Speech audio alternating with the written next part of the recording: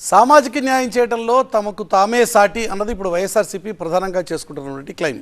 మొత్తం 175 స్థానాలు అలాగే 25 ఎంపీ స్థానాలకు సంబంధించి అభ్యర్థులు ప్రకటించారు. అయితే అనకాపల్లి కూడా అభ్యర్థి పేరు ప్రకటించకపోయినప్పటికీ కూడా అది బీసీకే కేటాయిస్తాం అని చెప్పి ఇప్పటికే స్పష్టంగా చెప్పింది వైఎస్ఆర్సీపీ.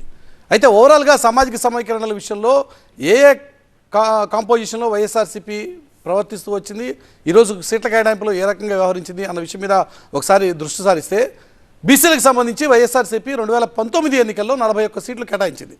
అయితే ఈసారి ఆ సంఖ్యని మరొక 7 అదనంగా జోడించి ఈసారి 48 మంది బీసీలకి మేము టికెట్లు కేటాయించాము అన్నది వైఎస్ఆర్సీపీ చెబుతున్నటువంటి మాట. అలాగే ఎంపీ సీట్ల విషయంలో, ముఖ్యంగా బీసీలకు సంబంధించి ఎంపీ సీట్ల విషయంలో 2019 ఎన్నికల్లో 7 సీట్లు వైఎస్ఆర్సీపీ బీసీలకి ఎంపీ స్థానాలకు కేటాయిస్తే ఈసారి ఆ సంఖ్యని మరొక 4 అదనంగా జోడించి 11 మంది బీసీలని ఎంపీ అభ్యర్థులుగా ఆ పార్టీ ప్రకటించింది. అలాగే మైనారిటీల విషయంలో కూడా వైఎస్ఆర్సీపీ గతసారి కంటే ఈసారి ఎక్కువగానే కేటాయింపులు చేసింది. లాస్ట్ ఎలక్షన్స్లో 5 మైనారిటీ అభ్యర్థుల్ని ఎంపిక చేస్తే తమ పార్టీ తరఫున ఈసారి 7 మైనారిటీ అభ్యర్థులకి సీట్లు కేటాయించింది వైఎస్ఆర్సీపీ. మహిళల విషయంలో కూడా వైఎస్ఆర్సీపీ గతంలో కంటే కూడా ఈసారి మిన్నగా వ్యవహరించాము అన్నది ఆ పార్టీ చెప్తున్నటువంటి మాట. 2019 ఎన్నికల్లో 15 మంది మహిళలకి అవకాశం కల్పిస్తే ఈసారి మహిళలకి తమ పార్టీ నుంచి 19 మంది మహిళలకి స్థానం కల్పించాం. గతంలో కంటే మరొక 4 సీట్లు మహిళలకి అదనంగా కేటాయించి పెద్దపీట వేస్తున్న పార్టీ కూడా తమదే అన్నది జగన్మోహన్ రెడ్డి చెప్తున్నటువంటి మాట.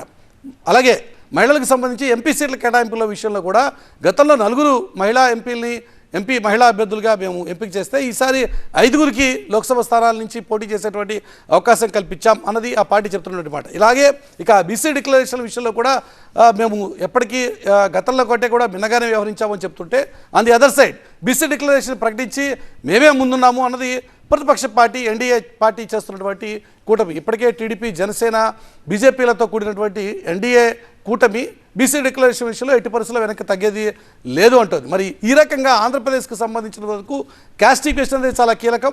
అదే సందర్భంలో బీసీ, ఎస్సీ, ఎస్టీ, మైనారిటీ కేటాయింపుల విషయంలో కూడా ఎవరెవరు ఏ పార్టీకి ఎంత కేటాయించాలన్నది అన్ని పార్టీలు చాలా నిశ్చితంగా గమనించేటువంటి విషయం. ఇప్పుడు వైఎస్ఆర్సీపీ అధికారికంగా తాము ప్రకటించినటువంటి 175 అసెంబ్లీ స్థానాలు అలాగే 25 లోక్సభ స్థానాలకు సంబంధించి క్యాస్ట్ కాంపోజిషన్ ఏ రకంగా ఉంది అనే విషయాన్ని చాలా క్లియర్గా ఎస్టాబ్లిష్ చేస్తూ బీసీలకి, మైనారిటీలకి, మహిళలకి కూడా తాము గతంలో కంటే కూడా ఈసారి సీట్ల సంఖ్యను పెంచి పెద్దపీట వేశామన్నది ఆ పార్టీ చెప్తున్నటువంటి మాట. అయితే మరి ప్రత్యర్థి పార్టీలు దీనికి ఏ రకంగా కౌంటర్ ఇవ్వబోతున్నాయన్నది ఇప్పుడు ఈ ఎలక్షన్స్లో చాలా కీలకంగా మారబోతున్నటువంటి అంశం. ఈ అంశాల మీద మనతో మాట్లాడడం కోసం వైఎస్ఆర్సీపీ నుంచి ఆ పార్టీ ముఖ్య నాయకులు కరణం ధర్మశ్రీ ఉన్నారు. ఆ పార్టీ ముఖ్య నాయకులు, ఈరోజు టికెట్ కూడా సంపాదించుకున్న వ్యక్తి, గతంలో ఇప్పటివరకు ఎమ్మెల్యేగా కూడా పనిచేస్తున్నటువంటి సీనియర్ నాయకులు. అలాగే గాది వెంకటేశ్వరరావు ఉన్నారు, జనసేన పార్టీ నుంచి ఆ పార్టీ ముఖ్య నాయకులు. అలాగే గఫూర్ గారు ఉన్నారు, సిపిఎం నుంచి ఆ పార్టీ సీనియర్ నాయకులు మనతో పాటు లైవ్లో అందుబాటులో. ముందుగా గాది వెంకటేశ్వర గారు, మీ దగ్గర స్టార్ట్ చేద్దాం. ఈరోజు వైసీపీ పెట్టినటువంటి అధికారిక జాబితా విడుదల చేసింది 175 స్థానాలు అలాగే 25 ఎంపీ స్థానాలకు సంబంధించి.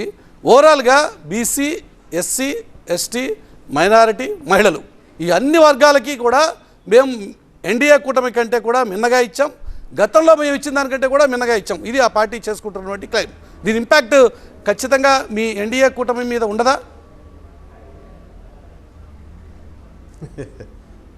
ముందుగా మురళీకృష్ణ గారు మీకు, అలానే పెద్దలు ధర్మశ్రీ గారికి, గఫూర్ గారికి ఇద్దరు కూడా నమస్కారం. వ్యూవర్స్ అందరికి కూడా శుభ సాయంత్రం. నమస్తే. ఇప్పుడు స్టేజీ మీద ఎక్కి నా ఎస్సీలు, నా బీసీలు అని గుండెలు బాదుకుంటాం కదా సార్, కావాల్సింది అది కాదు కదా. ఏదో లేకపోతే సీట్లు ఏదో 4 సీట్లు ఇచ్చేసామని చెప్పి సోషల్ ఇంజనీరింగ్ అంటే అయిపోద్దా? మేము చెప్తుంది అదే కదా. మీరు మీ ముఖ్యమంత్రి పదవి కానీ లేకపోతే మీ దగ్గర ఉన్నటువంటి ఏదైతే ఇంపార్టెంట్గా మీ పక్కన పెట్టుకున్నారో ఆ పక్కన ఎవరైనా ఈ సామాజిక వర్గాలకు చెందిన వాళ్ళు ఇప్పుడు ఉన్నారా? ఇప్పుడు చెప్పడం కాదు కదా, చెప్పి ఏదో నేను చేసేసాను సోషల్ ఇంజనీరింగ్ అంటే 4 సీట్లు ఇచ్చేస్తే ఇప్పుడు ఎస్సీ రిజర్వేషన్లు ఉన్నాయంటే వాళ్ళకి ఇవ్వాల్సిందే కదా, వేరే వాళ్ళకి ఇవ్వలేం. అట్లాగే కొన్నిసార్లు కొన్ని ఇస్తాం. ఇచ్చి మేమేమంటామంటే ఏదో నేను పెద్దగా ఇచ్చేసాను అంటే జగన్మోహన్ రెడ్డి గారు ఈరోజు చెప్పినటువంటి మాట మీరు కూడా ప్రెస్ కాన్ఫరెన్స్ ఫాలో అయ్యి ఉంటారు. ఆయన చెప్పిన మాట డాష్ మీద ఎక్కి నా బీసీలు, నా ఎస్సీలు, నా ఎస్టీలు అని చెప్పడమే కాదు, నెంబర్ విషయంలో కూడా మేము ఇచ్చి చూపించాం, ప్రత్యర్థి పార్టీల కంటే కూడా మిన్నగా ఇచ్చాం అన్నది ఆ పార్టీ మాట. తప్ప కాదా? నేను అదే చెప్తున్నాను మురళి గారు. నేనైతే ఆయన ఏం మాట్లాడాడో ఫాలో అవ్వలేదండి. మేము రేపు పొద్దున్న సభ ఉంది కాబట్టి రైట్ నో నేను చిలకలూరుపేటలో ఉన్నాను. నేను ఇక్కడ ఆయన ఏం చేశాడో ఎంత ఇచ్చాడో కూడా నేను మీరు చెప్పిందే మీరు ఆయన చెప్పిన నేను చెప్పానండి. మళ్ళీ చెప్తున్నా నా సొంత పైచమే కదా ఆయన. అందుకనే మీరు చెప్పిందే నేను ఫాలో అవుతున్నాను. ఇప్పుడు నేను ఏమంటానంటే నేనేదో సోషల్ ఇంజనీరింగ్ చేసేసానని చెప్పడం కాదు కదా. నేను అనేది ఏ ఒక్కడికైనా అధికారం ఇచ్చారా, ఏ ఒక్కరికి అధికారం ఇచ్చారో చెప్పండి. అది కదా కావాల్సింది మనకి. ఇప్పుడు కొంతమంది మంత్రులను చూసాం మనం, డయాస్ ఎక్కి అలా ఆ సామాజిక వర్గం పెద్దల దగ్గర ఏ రకంగా కాళ్ళకు మొక్కారో చూసాం. అది సోషల్ ఇంజనీరింగ్ అంటారు దాన్ని? చెప్పండి, నాకు తెలియదు అది సోషల్ ఇంజనీరింగా? మీరు అధికారంలో ప్రాధాన్యత ఇవ్వాలి, అధికారంలో భాగం ఇవ్వాలి, వాళ్ళకి ఇండిపెండెన్స్ ఇవ్వాలి, ఇండిపెండెంట్గా వాళ్ళ నిర్ణయం తీసుకునే అధికారం ఇవ్వాలి. అప్పుడు కదా సోషల్ ఇంజనీరింగ్ అంటే. ఏమి లేకుండా ఒకటి నీకోసం ఒక 10 మంది ఎమ్మెల్యేలు కలిస్తే నీకు లాభం, నువ్వు ముఖ్యమంత్రి అవడం కోసం నీకు లాభం తప్పితే వాళ్ళకేంటి అంటున్నాను. వాళ్ళకేంటి? వాళ్ళకి ఎక్కడ అధికారం ఉంది? అరే చంపేసిన వాళ్ళందరి గురించి మాట్లాడదాం. మరి ఈ రోజున ఎంతమందిని చంపేసి డోర్ డెలివరీ చేశారు చూసాము. ఇదే బీసీల్లో ఎంతమంది ఎస్ఎల్ని చంపేశారో చూసాము. ఇవన్నీ పక్కకు పోతాయా? ఇవి కాదు కదా. అందుకని ఏదో సీట్లు ఇవ్వటమే ప్రాధాన్యత కాదు సార్. బీసీలు అంటే దాదాపు 153 కులాల పైన ఉన్నాయి. ఆ 153 కులాల్లో మీరు ఏ కులాలకి బీసీలకు ఇచ్చింది? ఖచ్చితంగా వెంకటేశ్వర గారు ఇప్పుడు చర్చ ఇంకా కొద్దిగా కాదు ఇప్పుడు చర్చ ఇంకా కొద్దిగా ప్రారంభ దశలోనే ఉంది. రేపు ఎన్డీఏ కూటమి నుంచి అదే జనసేన, టీడీపీ, బీజేపీలతో కూడినటువంటి మీ కూటమి లిస్ట్ అనౌన్స్ చేసిన తర్వాత 2 కంపారిజన్ అయితే వస్తుందిగా. ఇప్పుడు మీరు వాళ్ళకంటే బెటర్గా ఇస్తారని మీ కాన్ఫిడెన్స్ మీకుందా? సార్ నేను అంటే లేదు మురళి గారు, నేను అంటుంది రాజకీయాలంటే కులాలు కుంపట్టు కాదు, కులాలు కాదు కావాల్సింది. ఇక్కడ మనకి ఎవరు మంచి చేస్తారు, రాజకీయ నాయకులు కులం నుంచి వస్తారా? అసలు ఎవరికి తెలియని వాళ్ళని తీసుకొచ్చి ఫలానా కులం అంటే సరిపోద్దా? రాజకీయం అంటే నేను చెప్పేది ప్రజల్లో తిరిగే వ్యక్తి కావాలి, మనసు ఉండాలి, మంచి చేయాలి. నన్ను ఒకసారి ఎలక్షన్ గెలిపించిన తర్వాత నేను ఈ ప్రజల కోసం ఏమి కాంట్రాక్టర్గా లేదా ఒకసారి కాదు. ఇంతకుముందు 1 నిమిషం క్రితం వరకు మీరు అన్నటువంటి మాట 4 సీట్లు ఇస్తే సరిపోతుందా అని మీరే అన్నారు. ఇప్పుడేమో అసలు కులం ప్రస్తావన ఎందుకు, మంచి చేయాలి కదా అని చెప్పి మీరు మాట్లాడుతున్నారు. అంటే కులం లేకుండా రాజకీయం ఉంటుందా? అవును సార్, అదే వచ్చింది. ఇప్పుడు కులం లేకుండా రాజకీయం లేకుండా ఉన్నప్పుడే ఈ ప్రజాస్వామ్యం అంటామంటాను నేను అనేది. ఎక్కడ ప్రజాస్వామ్యం? మీరు మాట్లాడితే కులం గురించి మాట్లాడతారు, మాట్లాడితే స్టేజ్ ఎక్కితే కులం గురించి మాట్లాడితే ప్రజాస్వామ్యం ఇది. సెక్యులర్ కంట్రీ ఇది, సెక్యులర్ కంట్రీ అనుకుందా పోనీ. మరి సెక్యులర్ కంట్రీని మీరే చెప్తారు కదా. సెక్యులర్ కంట్రీ అన్నప్పుడు మాట్లాడితే కులం ఎందుకు వస్తుందండి అని అంటుంది. రాజకీయాల్లో కావాల్సింది ప్రజాసేవ చేసేవాళ్ళు కావాలి. వైసీపీ రియాక్ట్ అవుతుంది. వైసీపీ నుంచి ధర్మశ్రీ గారు కూడా ఉన్నారు. ధర్మశ్రీ గారు 4 సీట్లు ఇచ్చేంత మాత్రమే కాదు. ఓకే రైట్, ఒక్క నిమిషం వెంకటేశ్వర ఒక్క నిమిషం. ధర్మశ్రీ గారు, రాజకీయాలంటే లేకపోతే సామాజిక న్యాయం చేయడం అంటే ఏదో 4 సీట్లు ఇచ్చేయడం కాదు, ప్రజలకు సేవ చేయడం అన్నది జనసేన ఆర్గ్యుమెంట్. మీరేమో మేము చాలా బెటర్ సీట్లు ఇచ్చాం, 19 కంటే కూడా ఈసారి బెటర్గా ఇచ్చాం, లాస్ట్ ఎలక్షన్స్ కంటే కూడా ఈసారి బెటర్గా నెంబర్స్ ఇచ్చామని మీరు చెప్పుకుంటున్నారు. ఏం చెప్తారు?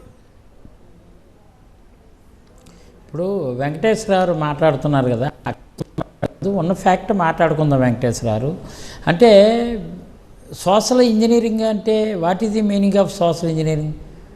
What is the meaning of social justice? పవర్లో షేర్ ఇవ్వడమే కదా. పవర్లో షేర్ ఇవ్వకున్నాను, పవర్లో ఉన్నటువంటి సీట్లు ఇవ్వకున్నాను, మరి సోషల్ జస్టిస్ మీరు ఎట్లా చేస్తారు? దేశ చరిత్రలో స్వతంత్రం వచ్చిన తర్వాత ఆఫ్టర్ 77 years కంప్లీటెడ్ అయిన తర్వాత ఇప్పటికి కూడా 100 సీట్లు రాష్ట్ర రాజకీయాల్లో కానీ దేశ రాజకీయాల్లో కానీ హిస్టరీలో లిఖింపబడినటువంటి సువర్ణ ఘట్టం అండి. ఈరోజు 100 సీట్లు బలహీన వర్గాలకు ఇచ్చారు. ఏ మగాడు ఏ మొనగాడు ఇచ్చాడో చెప్పానని చూద్దాం. రాజకీయాల్లో 100 సీట్లు 16 ఎంపీ సీట్లు ఇచ్చారు. 294 సీట్లు ఉన్నప్పుడు ప్రజారాజ్యం ఫస్ట్ ఆఫ్ ఆల్ చెప్తున్నా 1 minute ఏంటి ఈ అక్కస్తో మాట్లాడటం తప్పండి. బలహీన వర్గాలు ఈరోజు సంబరాలు చేసుకుంటున్నాయి. మీకు నేను మాట్లాడుతున్నాడు పక్కనిగో క్రాకర్స్ కాల్చుతున్నారు చూడండి. బలహీన వర్గాలు కోకోలలుగా 100 సీట్లు ఇచ్చారు. 84 సీట్లు బీసీలకు ఇచ్చారు అవుట్ ఆఫ్ 175. ఎవరండి అలాగే ఇచ్చేవాళ్ళు? ఎవరున్నారు చెప్పానండి? అప్పటికి ఇప్పుడు ఉన్నటువంటి అల్పసంఖ్యాక వర్గాలు, బడుగులు, బలహీన వర్గాలు తాడితే పీడిత ప్రధానికి ఈరోజు సంబరాలు చేసుకుంటే మీరు ఆందోళన పడుతూ ఆనందపడకున్నా ఇంకా ఎంత ఆందోళన పడుతున్నారంటే నా అర్థం అవుతుంది. అంత అర్ధరహితంగా మీరు ఇంకా ఆలోచిస్తున్నారు, ఇంకా ఎలా ఉన్నారని. ఎవరండి గతంలో మాకు మహిళలకు ఆందోళన కానీ ఈ రోజు కానీ అవసరం లేదు ధర్మశ్రీ గారు. చట్టంలో ఉందా? ఆందోళన మాకు Out కాదు. of 25 కి మేము 16 మంచి ఎవరైతే రాజకీయాలు చేస్తాడో? చేద్దామంటున్నాం మేము కోరుకునేది మంచి మీరు రాజకీయాలు రాజకీయాలు ముంచే చేద్దామని రాజకీయాలు మీరు కులాలు చేస్తున్నారు. తీసుకొస్తున్నారు. No. మంచి రాజకీయాలు మేము మీరు మంచి చేసి రాజకీయం ముంచే చేద్దామనుకుంటున్నాం. రాజకీయాలు రాష్ట్రానికి చేస్తున్నారు. ఉపయోగపడే రాజకీయం. ఇప్పుడు కూడా సమాజాన్ని పైకి మీకోసం తీసుకురావండి. కాదు మేము సమాజాన్ని పైకి తీసుకురావాలి, ఆలోచించుకోండి. రాజకీయాల శాస్త్రం కాదు. ఇప్పుడు కూడా పొలిటికల్ ఆర్గ్యుమెంట్ కాదు, రియల్గా మన ఫ్యాక్ట్ మాట్లాడుకుందాం. వెంకటేశ్వరరావు ఫ్యాక్ట్ మాట్లాడుకుందాం. Social justice, social engineering YSR Congress పార్టీలో జరిగిందనే మాట మీరు మానసికంగా కూడా మీరు యాక్సెప్ట్ చేస్తున్నారు. But you unable to express openly your mind set ఎలా ఉందనేది మీరు క్లియర్గా చెప్పలేరు. మీరు అవునా వెంకటేశ్వర గారు?